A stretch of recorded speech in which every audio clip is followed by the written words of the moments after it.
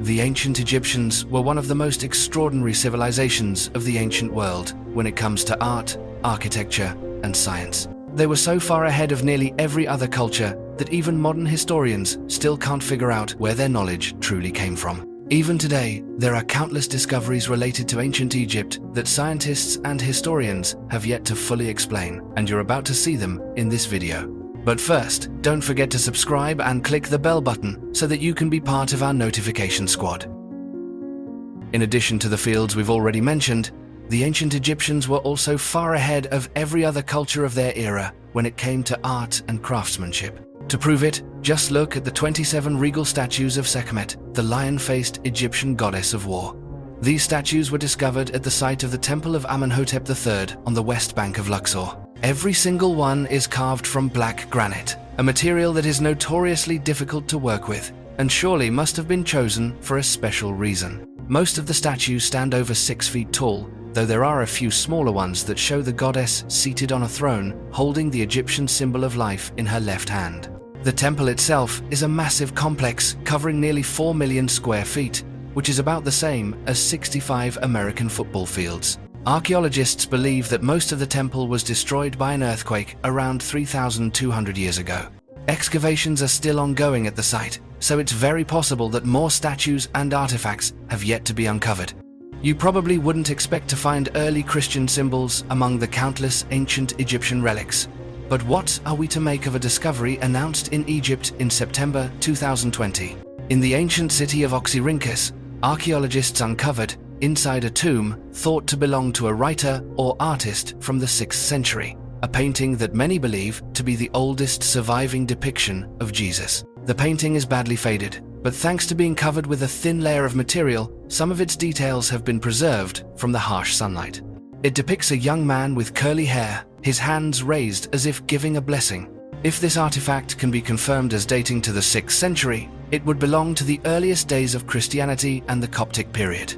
The wall where the painting was found is covered with ancient inscriptions that have yet to be translated. If, one day, those inscriptions can be deciphered, it's hoped they will confirm what researchers currently suspect about the painting. The tomb itself is now badly damaged and weathered, with only a single main chamber and some worn steps remaining, so the fact that the painting survived at all is nearly miraculous.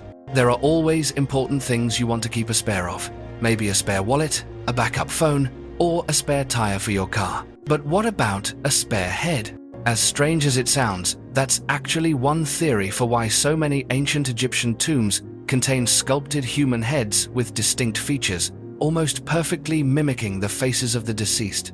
The ancient Egyptians believed that the dead would be reborn in the afterlife once they had been buried. But if the departed suffered a serious head injury or lost their head, they would need another one to complete the rebirth. So far, 30 such heads have been found, with the oldest dating back to the reign of Snefru in 2613 BCE. While each head features a unique face, the hair is always cut close, and traces of vivid red paint can still be seen on many of them. By tradition, funerary statues were usually placed above ground, so the fact that these reserve heads were buried deep underground is particularly unusual. The spare head idea is just a theory, but right now, it's the best explanation we have. Did the ancient Egyptians understand the basic principles of electric lighting? The answer is almost certainly no, but that still doesn't mean we've solved every mystery surrounding the Dendera relief. You can find this particular carving in the underground chamber of the Temple of Hathor at Dendera. Most people call it the Dendera light because the massive objects being held up by the figures in the relief really do look like giant light bulbs. In the middle of each one, there's something that resembles a filament, and at both ends, there are lines that look like electrical wires trailing out. For conspiracy theorists, this is yet another piece of evidence that the Egyptians possessed technology far ahead of their time. Egyptologists, however, believe that the carvings simply depict serpents being carried on lotus leaves. Most of us would tend to side with the researchers rather than the light bulb enthusiasts, but it's still worth pointing out that this exact arrangement of serpents and lotus leaves doesn't show up in any other known ancient Egyptian carvings. One of the strangest ancient Egyptian discoveries isn't even in Egypt anymore. It's currently on display at the National Museum of Antiquities in Leiden, where it's been kept since 1982. The discovery in question is a 10-foot-long mummified crocodile, inside which are the mummified remains of 47 baby crocodiles. The real surprise is that museum staff didn't realize those 47 baby crocodiles were there until 2016, when modern 3D imaging technology revealed their presence. To make things even stranger, scientists also discovered a smaller adult crocodile inside the larger one. This unique mummy was created about 2,500 years ago. Historians believe it was an offering to the Egyptian god Sobek, who was depicted with a human body and the head of a crocodile. As for what the creators of this rather bizarre mummy hoped to gain from Sobek, that remains a mystery, but there's no doubt they invested a huge amount of effort in it.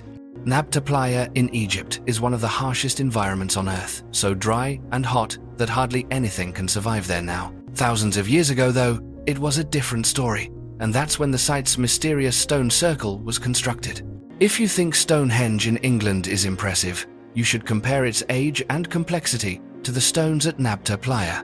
When these stones were set in place 7,500 years ago, the area was home to a lake and grasslands, making it a suitable spot for tribes to raise livestock and settle down for a time.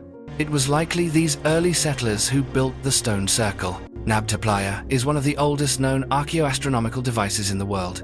Its main purpose is to mark the summer solstice, but it also mirrors the arrangement of stars in the night sky.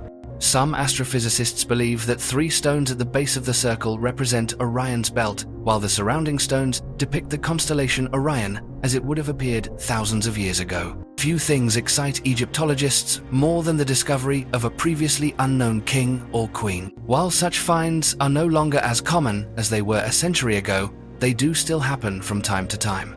One example is the tomb of Queen Khentkaus III, which was discovered at the end of 2014.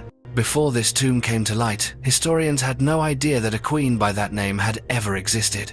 The tomb was excavated at Abusir and is estimated to be around 4,500 years old. It's possible that Khentkaus was the wife of Pharaoh Neferikare, or perhaps even his mother, since her tomb was found within his funerary complex.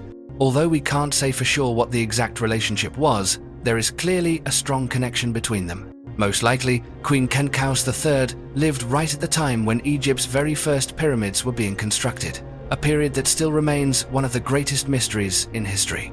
The more tombs like this we find, the closer we get to unlocking the secrets of Egypt's pyramids. There's one ancient Egyptian discovery that everyone should know about: the Rosetta Stone. Not only is it one of the most important Egyptian finds of all time, it also marks a major milestone in the entire history of archaeology. The inscriptions carved into this stone opened the door for us to understand the hieroglyphs of the ancient Egyptians and finally begin to unravel their mysterious culture. The stone was created by order of Ptolemy V in 196 BCE. To assert his absolute authority, he had a grand proclamation inscribed in both Greek and ancient Egyptian hieroglyphs, ensuring that everyone would be able to read it. By the time the stone was rediscovered in 1799, people already knew how to read ancient Greek. Because the content was the same in both languages, scholars were able to decipher Egyptian hieroglyphs by comparing them to the Greek text. Today, this priceless artifact is housed in the British Museum, though there is a growing movement arguing that it should be returned to Egypt. If you've spent most of your life loving someone, it's only natural to want to be buried together after you're gone. Apparently, the ancient Egyptians sometimes took that idea even further.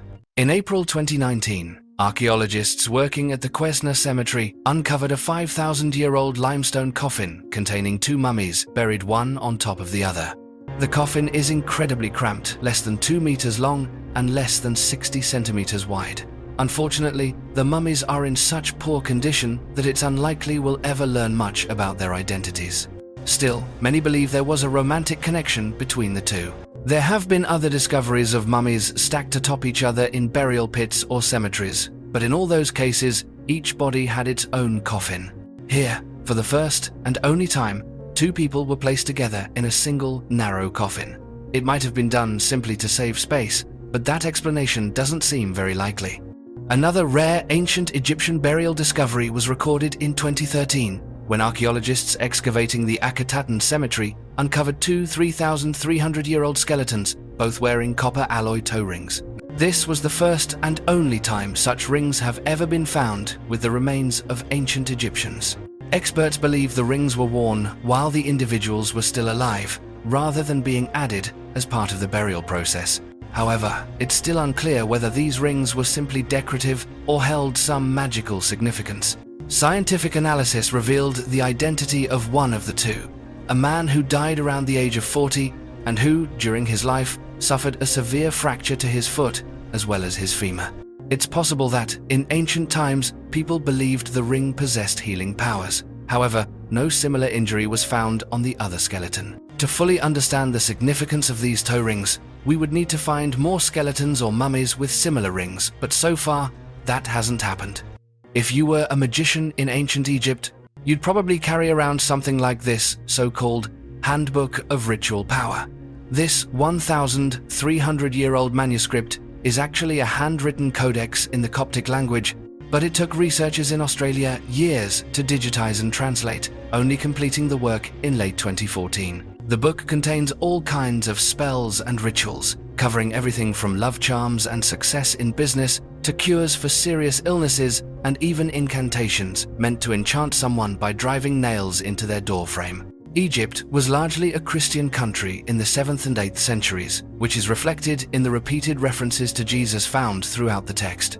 Elsewhere, though, there are passages mentioning Seth, who is described as both the living Christ and the third son of Adam and Eve, a sign that this codex may have belonged to the small but loyal group of Seth worshippers who existed within the early Christian communities of Egypt.